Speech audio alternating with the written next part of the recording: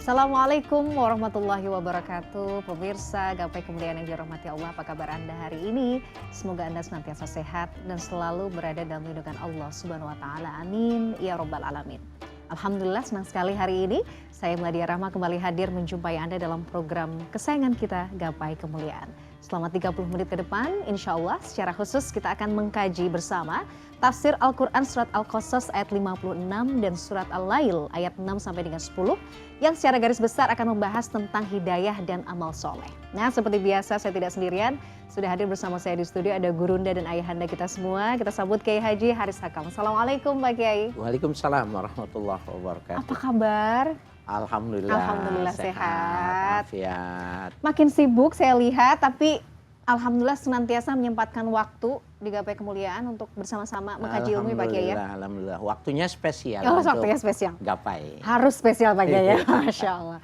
Pak Kiai dan juga pemirsa, saya juga mengingatkan bagi Anda yang juga memiliki pertanyaan, Anda bisa mengirimkan pertanyaan Anda berupa teks maupun dalam bentuk video melalui nomor WhatsApp yang tertera di layar kaca. Anda juga berkesempatan untuk bertanya langsung pada Kiai Haris melalui sambungan Zoom yang nanti teknisnya akan ditentukan oleh tim Gapai Kemuliaan. Baik Pak Kiai, pembahasan kita ini terkait surat Al-Qasas ya ayat 56 ini soal hidayah. Nah, kalau kita bicara soal hidayah sebenarnya saya melihat nih hidayah ini memang seperti misteri ya. Karena begini, karena kita melihat di sekeliling kita ini ada orang yang kita anggap mungkin secara kasat mata kita ini orang nih kayaknya nggak ada baik-baiknya.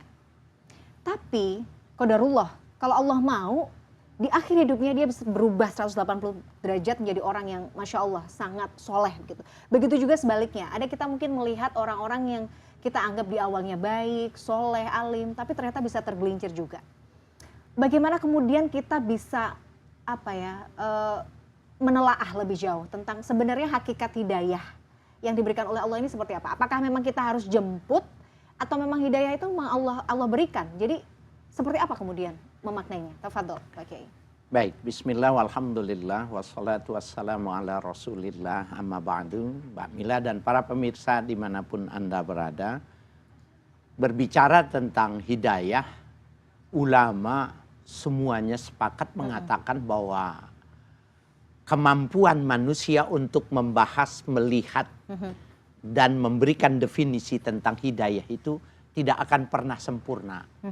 Dari lantaran ada aspek-aspek misteri dalam hidayah itu tadi yang seperti Mbak Mila gambarkan bahwa ada orang yang kelihatannya alim tetapi bisa hilang hidayahnya, tetapi sebaliknya orang yang tidak ada gambaran baik kemudian berubah, ya dia hijrah menjadi orang yang sangat baik dan mumpuni dalam beragama. Nah, ayat yang menjelaskan tentang hidayah ini menunjukkan bahwa innaka la tahdi man ahbabta walakinnallaha yahdi man yasha. Sesungguhnya engkau ya Muhammad tidak bisa memberi hidayah. Ini kelas Nabi Muhammad nih ya. Sekelas Nabi Muhammad. Ya, sekelas Nabi Muhammad kau tidak akan bisa memberikan hidayah kepada orang yang kau cintai. Nah, yang dimaksud dicintai ini adalah paman beliau. Paman beliau betul. Yang membantu memberikan ya perhatian, keperluan, bahkan finansial yang dibantunya. Tetapi pada saat beliau mau melepaskan ruh, Nabi berkeinginan untuk membimbing mengucapkan syahadat, beliau nggak mau. Nggak mau. Nah, itu. Sehingga ayat itu mengatakan innaka la tahdi man ahbabta walakinnallaha yahdi man yasha. Akan tetapi Allah yang memberikan hidayah kepada orang yang dikehendaki. Wa huwa a'lamu bil muhtadin, dan Allah lebih mengetahui siapa yang mesti mendapatkan hidayah. Betul. Nah, kalau begitu sebenarnya Allah itu akan melihat siapa yang menjemput hidayah, siapa yang tidak menjemputnya. Sehingga ulama-ulama tafsir mengatakan ya a'lamu bil muhtadin itu maknanya al-musta'id. Allah itu orang yang mempersiapkan hidayah. Setuju. Nah. Ya. Tetapi ketika orang itu memang tidak mau mempersiapkan diri, maka dia nggak diberikan. Jadi seakan walaupun itu hak Allah, sesungguhnya orang yang mau mencoba membuka hatinya, kemudian memasukkan nilai-nilai rohani, maka pada saat yang bersamaan itu bisa jadi Allah bukakan futuh. Nah, di dalam ayat lain itu dijelaskan Mbak Mila, inna fatahna laka fatham mubina. Sesungguhnya kami telah bukakan kepada engkau fatham mubina, pembukaan yang jelas. Nah, walaupun di dalam tafsir itu dikatakan adalah pembebasan kota Mekah. Ya, makna pertama, fatham mubina itu adalah pembebasan kota kota Mekah. Ya, setelah beliau melakukan hijrah. Tetapi ulama-ulama tafsir melihat, ya terutama tafsir yang isyari melihat bahwa yang dimaksud di sini dibukanya hati seseorang itu untuk mendapatkan hidayah itu juga yang membukakan dia nggak bisa. Jadi manusia nggak bisa membukakan hatinya untuk menerima hidayah itu kecuali Allah yang membukakan dan Allah yang memasukkan. Tetapi harus ada kemauan mau menjemput. Dari situ. Subhanallah. Jadi harus ada. Jadi tidak serta-merta Allah itu seperti kasih ya memang itu ya tadi bahwa hidayah itu murni hak prerogatifnya Allah. Tapi itu tadi Allah tuh punya ukuran. Hamba yang mana yang memang pantas untuk dibukakan hatinya karena tadi ya Pak Kiai berdasarkan kemauannya untuk apakah membuka hatinya, apakah mau belajar, apakah mau berubah itu tergantung juga dengan niatan si hamba berarti ya. Iya betul. Kita buat analogi begini Mbak Mila. Kalau menteri itu hak prerogatif presiden, maka siapa yang diangkat jadi presiden itu pasti orang yang punya prestasi. Maka setiap orang berusahalah untuk menampilkan kemampuan-kemampuannya, maka dia akan diberikan kesempatan untuk jadi menteri. Jadi logikanya begitu. Track recordnya harus juga ada nih. Jadi pada akhirnya hidayah itu memang harus diusahakan Pak Kiai. Harus dijemput juga. Harus dijemput. Oke.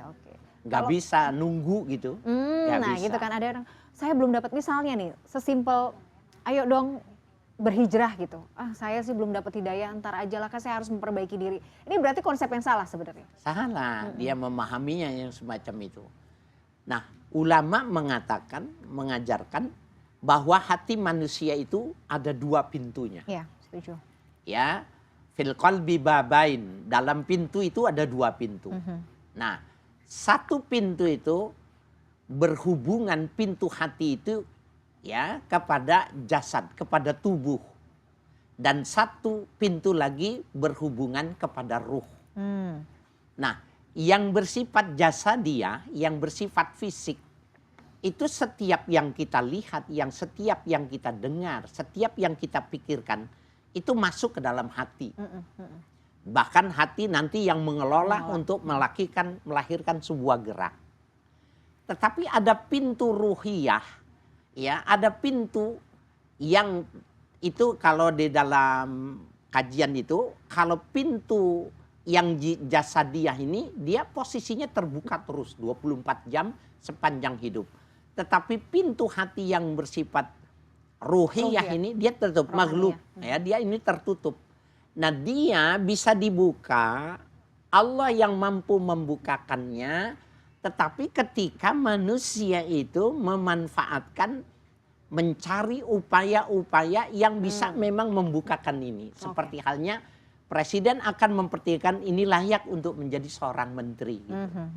Oke, jadi menarik. Jadi tapi tetap itu tadi ya, ada amalan-amalan yang perlu kita upayakan supaya kita kemudian bisa meraih hidayah dan petunjuk Allah ya Pak Kiai. Nanti kita bahas terkait amalan-amalan apa saja yang mungkin kita bisa ikhtiarkan. Di segmen berikutnya kita harus jeda dulu. Pemirsa jangan kemana-mana, Gapai Kemuliaan masih akan kembali saat lagi, tetaplah bersama kami.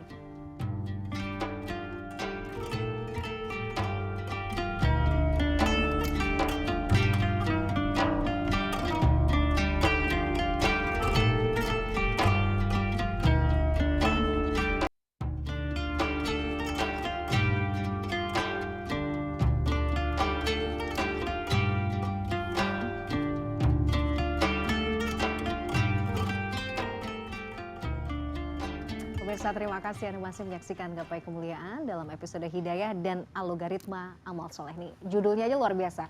Hidayah dan Algoritma Amal Soleh. Jadi hidayah itu punya kaitan yang cukup kuat dengan amal soleh yang kita lakukan. Saya sih mengartikannya seperti itu Pak Kiai.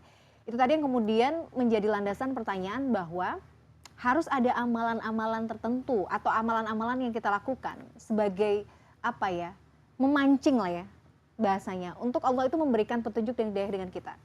Apakah seperti itu Pak Kiai? Bisa diartikan seperti itu? Iya, tadi kalau dikatakan algoritma, sebenarnya kan istilah menggunakan al itu berbau-bau Arab. Iya, algoritma. Itu sebenarnya algoritma itu adalah al-Khwarizmi. Al-Khwarizmi kemudian Pola, orang ya. Barat menyebutnya algoritma. Algoritma. Nah, jadi algoritma yang dimaksud di sini adalah sebuah upaya yang berkesinambungan. Upaya konsisten ya. Yang konsisten, yang terus menerus.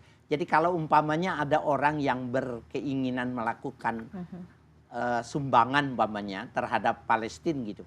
Tetapi setelah itu dia tidak melalui sebuah proses perenungan lagi, bisa jadi itu tidak melahirkan sebuah hidayah.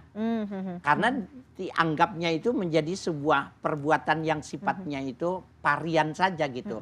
Apa itu parsial yang tidak terus menerus. Jadi jangan melakukan kebaikan itu sifatnya parsial, hanya kalau ada kepentingan berbuat baik, tidak ada kepentingan tidak berbuat baik gitu. Yang semacam ini tidak bisa mengundang hidayah.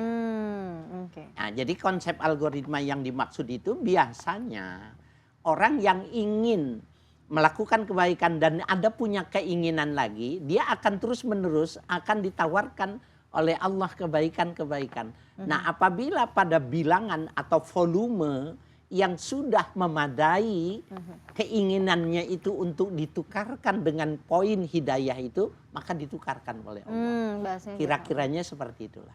Oke. Jadi hidayah itu tidak hanya sekedar ditunggu datangnya, tapi harus diupayakan. Bahasanya cara mancing hidayah dan petunjuk dari Allah itu apa? Yaitu amal soleh yang konsisten, yang dilakukan dengan terus-menerus, itu membuka. Makanya sebenarnya agak hati-hati juga, karena bisa jadi ketika kita berhenti melakukan amal soleh yang tidak konsisten ya, artinya kemudian kita futur dan kita kemudian tenggelam di dalam mungkin dosa atau maksiat yang kita lakukan, hidayah itu bisa Allah cabut ya Pak Kiai? Bisa. Ini menarik nih Mbak Mila, itu begini. Kalau ada orang berbuat baik karena memang ada kepentingan politik. Ya. Kemudian orang berbuat baik karena memang dia mau diterima di masyarakat situ gitu. Ini kebaikan yang semacam ini tidak bisa menarik hidayah. Tetapi ketika dia tidur, ada orang mengucapkan assalamualaikum, minta-minta, nengok gitu, dia memberi gitu. Nggak ada kepentingan dalam memberinya. Nah, kebaikan-kebaikan yang walaupun dia waktu itu belum mengatakan karena Allah, dia belum bisa menggunakan karena Allah, tetapi pada saat itu dia sudah memancing tuh, ya, untuk lahirnya sebuah keterkaitan antara satu kebaikan dengan kebaikan-kebaikan berikutnya yang bisa mengundang hidayah. Dan itu sebenarnya tercermin dari Quran surat Al-Lail ya Pak Kiai ya, ayat 6 ya, ayat sampai dengan ayat 10. Bagaimana kemudian kita bisa menafsirkan itu Pak Kiai, mengelaborasi? Nah, ini menarik nih para pemirsa dimanapun Anda berada ya. Di dalam Al-Quran itu ada digambarkan dua sisi ya, atau tipologi manusia itu dalam kaitannya dengan hidayah itu. Betul. Tadi. Nah, fa'amma man a'ta wa saddaqa bil husna fasanuyassiruhu lil yusra. Maka barang siapa yang memberi ya, kemudian dia membenarkan adanya al-husna. Al-husna itu maknanya sorga. Al-husna itu pembalasan yang lebih bagus dari yang dia keluarkan. Pahala gitu ya Pak. Nah, dia memberi, tapi dia tahu kepada apa yang dia lakukan itu akan berdampak kepada kebaikan dari yang dia lakukan itu tadi. Maka fasanuyassiruhu lil yusra, maka Allah akan memudahkan dia untuk mendapatkan kemudahan. Nah, jadi kalau dia kerjakan lagi satu lagi, kemudahannya semakin dekat. Apalagi dia lakukan perbuatan kebaikan lagi, semakin dekat lagi kebaikan-kebaikan yang dia lakukan. Itulah yang pada akhirnya disebut tumpukan dari sebuah kebaikan-kebaikan itu yang melahirkan ya menjadi sebuah energi. Nah, energinya itu namanya hidayah. Hidayah, oke. Begitu juga dengan sebaliknya nih misalnya.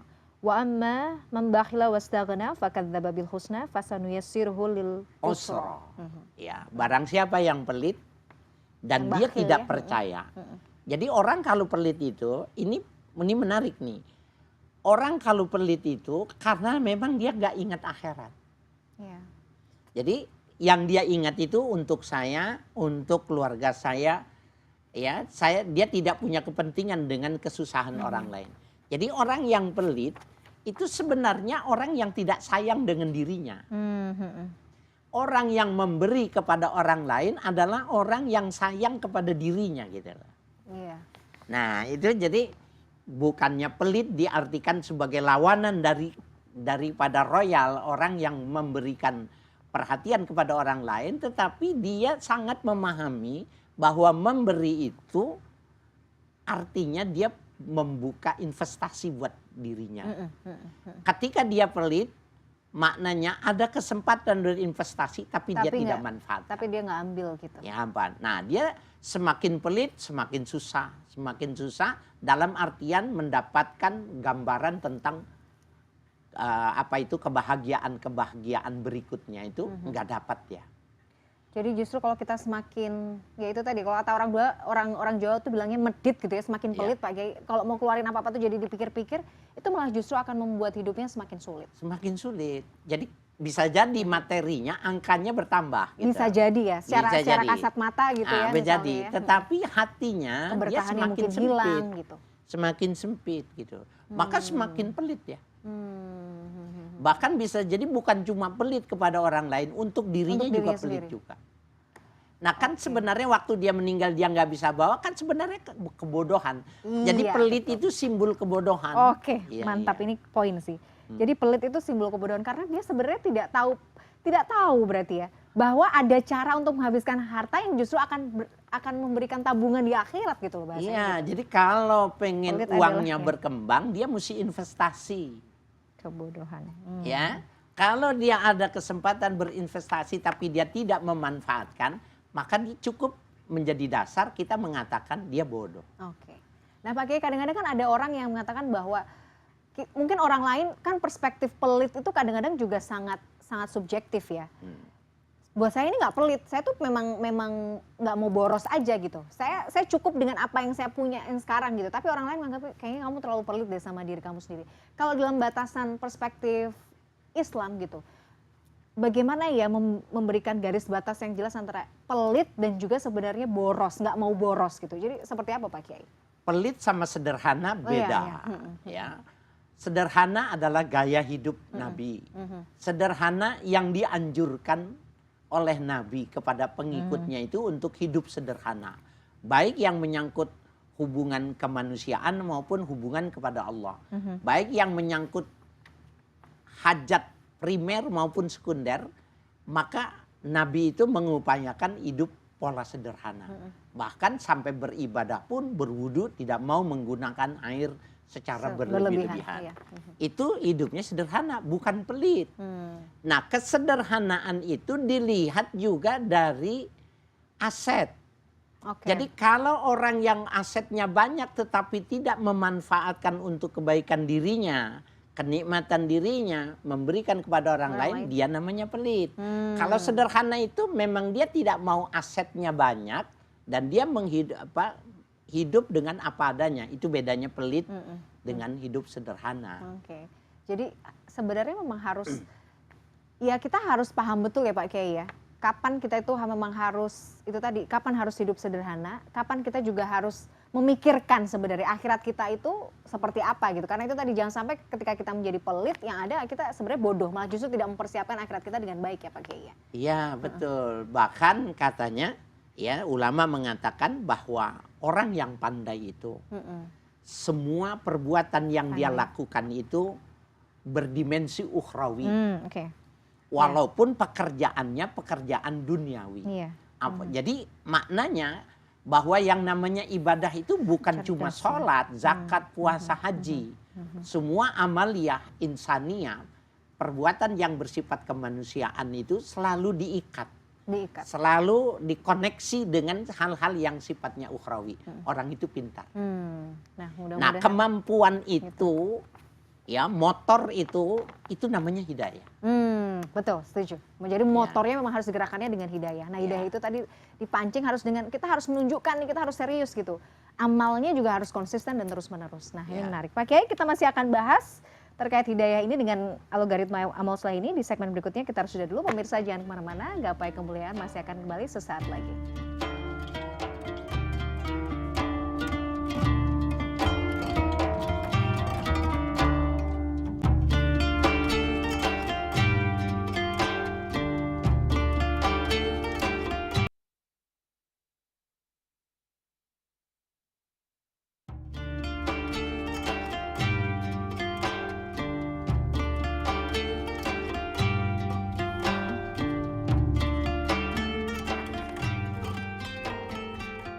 Pemirsa, terima kasih Anda masih menyaksikan Gapai Kemuliaan dalam episode Hidayah dan Algoritma Amal Soleh. Pak Kiai, saya ingin membahas nih terkait masih surat Quran surat Al-Lail ya, ayat 8-10.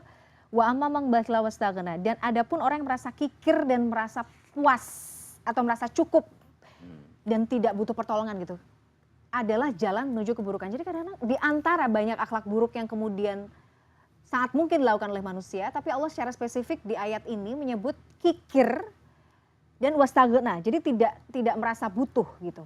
Itu sebagai akar dari atau jalan menuju keburukan. Kenapa bisa seperti itu, Pak Kiai? Iya, memang kalau buku petunjuk mengatakan kalau mobil itu berebet di sini nih kuncinya gitu ya. Iya.